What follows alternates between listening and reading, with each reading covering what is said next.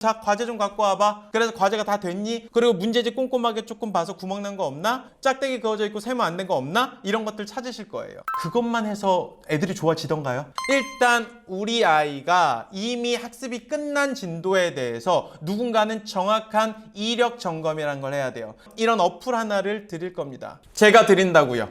개발비만 한 5,500만 원 드린 걸 그냥 무료로 드리려고 하는 거예요.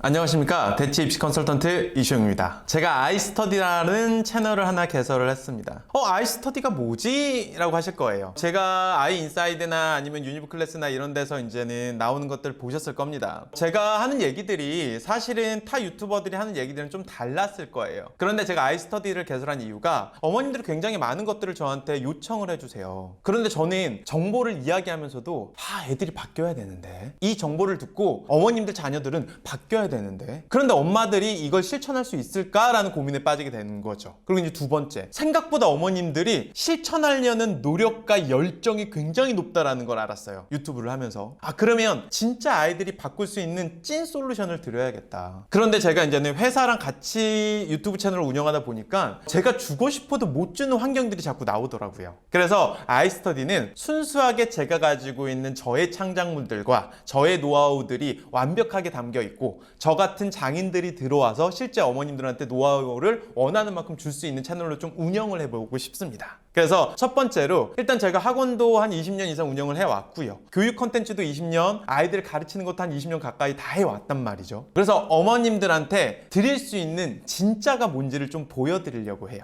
그래서 앞으로 아이스터디를 구독을 하시거나 같이 보시는 어머님들은 굉장히 알짜 정보들을 좀 가져갈 수 있을 것 같고요. 하나씩 다 빼가서 우리 아이들한테 적용을 하세요. 우리 아이들은 진짜 발전해야죠. 그래서 어머님들이 유튜브를 보고도 단순하게 끝나는 게 아니고 우리 아이의 실천까지 연결할 수 있는 요소들을 정확하게 드리겠습니다.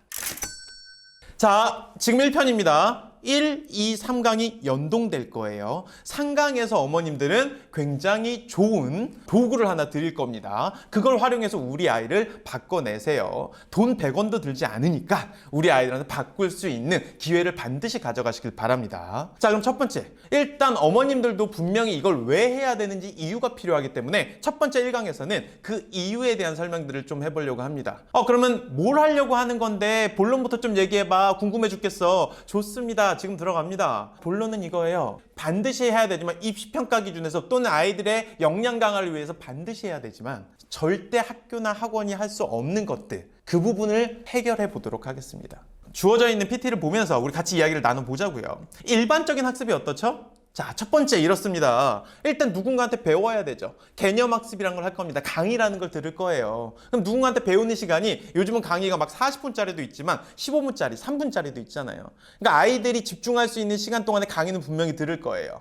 그리고 이제 두 번째, 강의 듣고 나서 뭐 합니까? 문제를 풀겠죠. 그걸 과제로 풀든 학원에서 풀든 뭔가 아이가 문제를 푸는 시간이 존재할 겁니다. 세 번째는, 그 문제를 풀다 보면 모르는 게 생길 거 아니에요. 그죠?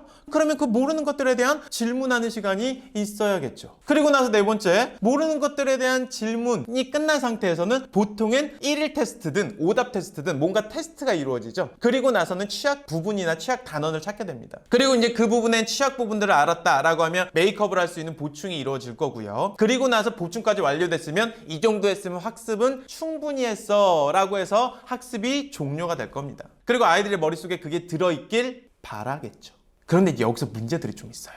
문제들 같이 볼까요? 첫 번째, 강의를 들었어요. 근데 문제는 뭐냐? 수학이라는 게 위계라는 게 있기 때문에 앞에서 구멍 난 게 제대로 메꿔져 있지 않으면 뒤쪽에서는 강의를 듣는데 지장이 있어요. 선생님의 얘기 중에 저건 뭐지? 라는 부분들이 생긴단 말이에요. 그러니까 앞에서부터 차근차근 어머님들이 늘 강조하셨던 정확하게 다져져서 아이가 다음 과정에서 활용해야 되는 것들을 모르면 안 되는 상태까지 만들었어야겠죠.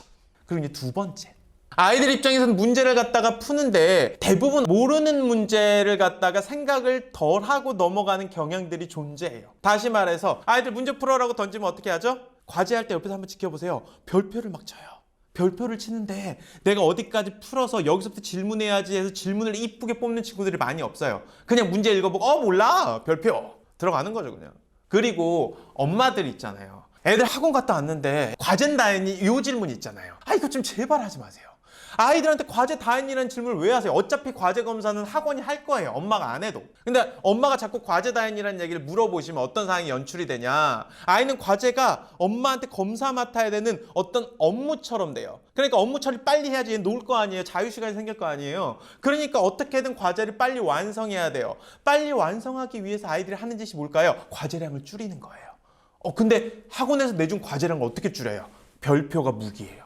결과적으로는 아이들은 딱 문제 봤는데 이거 몰라 별표 해서 30문제를 줬어. 근데 15문제로 줄여버릴 수 있어. 근데 엄마도 할 말이 없는 게 몰라서 별표 쳤어. 뭐라 그래요? 그러면 이제 학원에 전화를 하시겠죠, 엄마는. 그래서 뭐라고 해요? 아이가 모르는 것도 많고 과제를 너무 빨리 하는 것 같습니다. 이렇게. 그럼 선생님은 화가 나요. 왜? 내가 30문제나 줬는데 얘가 과제를 어떻게 빨리 하지? 그래서 문제를 30문제 가지고 60문제를 내버려요. 그럼 아이는 어떻게 돼요? 별표를 더 많이 쳐야 돼요. 그런데 선생님도 문제인 게 아이가 별표를 잔뜩 쳐오면 어떤 상황이 생기냐? 자, 아이들의 질문이 많아집니다. 질문이 많아지면 많을수록 선생님은 어떻게 해야 되죠?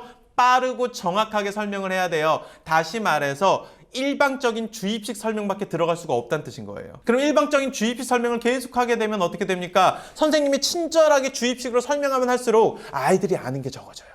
학습자 입장의 교육이 안 이루어진다고요. 어머님들이 그렇게 바라는 아이가 자기 걸로 만들고 사고하고 사고의 확장이 일어나는 시간이 점점 줄어든다는 거예요. 그럼 이것도 문제죠. 악순환이죠. 게다가 이제 테스트를 보면 어떤 상황이 생겨요. 학원에서 보는 테스트는 어떻게 돼야 돼요? 못 봐야죠. 어떻게 학원에서 보는 테스트를 잘 봐요? 그건 잘못된 거예요. 왜? 학원에서 보는 1일 테스트, 오답 테스트, 누적 테스트 같은 것들은 싸그리다 취약 부분을 찾기 위한 목적으로 봐야 되는 게 맞죠. 그러면 아무리 우수한 아이여도 그 레벨에 맞게 취약 부분이 존재한다는 겁니다. 그럼 거기에 딱 맞는 테스트지를 주고 아이의 문제점을 찾아내야죠. 그런데 엄마들이 학원에서 오는 테스트의 점수를 신경 쓰니까 이번에 왜 70점이죠? 라고 하면 학원은 또 불편하잖아요. 그러니까 90점이 나올 수 있는 컨디션에서 테스트를 봐요. 다시 말해서 오늘 배운 내용을 본다거나 아니면은 지난 시간에 배운 내용을 본다거나 예를 들어 한 2주 지난 걸 보면요 엄청 틀리거든요. 그런데 2주 지난 건 아예 안 봐요. 또는 테스트에 대한 힌트를 주고 본다거나. 그러니까 학원에서 보는 테스트는 못 봐야 정상인데 잘 봤을 때 컴플레인을 거시는 게 맞는데 어머님들이 반대로 하신다는 거예요. 자, 그리고 또 하나 보충. 대부분 다 틀린 문제가 세모가 되면 넘어가세요. 무슨 얘기냐? 엄마들이 교재 검사를 딱 했을 때 짝대기 그어져 있는 게 세모 처리 안 돼 있으면 뭐야? 빵꾸 난 게 그대로 있는 거야? 이거 구멍 아니야? 이렇게 생각하시는데 중요한 건 그게 아니에요. 교재 검사는 어떻게 해야 되냐? 세모되어 있는 문제면 그 옆에 연동되어 있는 맞은 문제가 있어요. 이거를 틀렸다가 고쳤어? 대부분 다 선생님한테 물어봐서 고친 거거든요.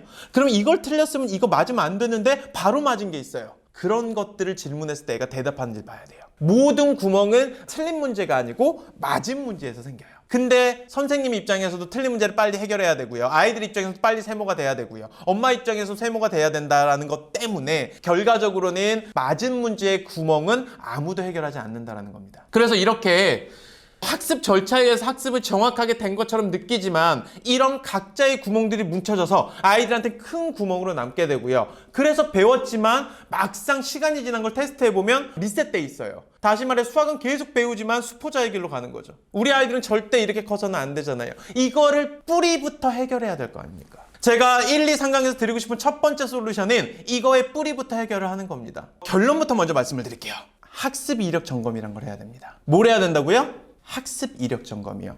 그게 무슨 소리입니까? 아이들은요 학습하면서 반드시 이력을 남겨야 돼요. 그런데 그 이력이 뭔가요? 라는 걸 우리가 고민해 보자고요. 제가 1강에서 이런 얘기 드렸어요. 틀린 문제만 메이크업하면 구멍이 사라집니까? 아니요. 맞은 문제에서 수학은 구멍이 생긴다 그랬습니다. 맞죠? 그러면 아이가 구멍이 생긴 요소들을 갖다가 찾아서 정리정돈을 해놔야 될 거 아닙니까? 그럼 그걸 찾아서 정리정돈을 한 다음에 그거를 다시 학습할 수 있는 또 추가적인 자료도 찾아서 정리정돈을 해야 되지 않을까요? 근데 이걸 누가 해요? 할 사람이 없어요. 학원이요? 아니요. 과외로는 하고 계신가요? 아니요. 그럼 엄마는 하고 계신가요? 아니요. 이게 왜 하기 어렵냐? 너무 불편해서. 제가 결론 말씀드린다고 했으니까 학습 이력 점검이라는 걸 반드시 하셔야 되고요. 그 학습 이력 점검을 굉장히 편리하게 할 수 있는 학습 도구를 드릴 겁니다. 제가 드린다고요. 개발비만 한 5,500만 원 드린 걸 그냥 무료로 드리려고 하는 거예요. 미쳤죠? 자, 보이는 화면을 보시게 되면요, 이런 어플 지금 보이세요? 이런 어플 하나를 드릴 겁니다. 야, 요즘 시대에 무슨 오답을 매번 쓰고 앉아있고 아니면 매번 오려 붙이고 앉아있고 왜 그래요? 그냥 찍어. 그냥 찍는데 이 어플의 장점은 모든 찍은 것들이 일주일씩 자동으로 모여서 시험지로 만들어져요. 그러면 엄마는 그냥 출력해서 아이랑 같이 논해보면 돼요. 아마 지켜보시면 아이스터디라는 채널에서 굉장히 많은 것들을 주려고 하구나, 그리고 이시용이라는 사람이 진짜 진정성 있게 만든 것들이구나, 그리고 이 사람이 갖고 있는 퀄리티가 굉장히 높구나 라는 걸 깊이 느끼실 수 있을 거라고 봅니다. 자, 앞으로 아이스터디라는 채널 기대해 주시고요. 저도 굉장히 즐거운 마음으로, 저도 굉장히 설레이는 마음으로 어머님들을 만나 볼 수 있도록 하겠습니다. 그럼 또 다음 강에서 만나 뵐 수 있도록 하겠습니다. 감사합니다.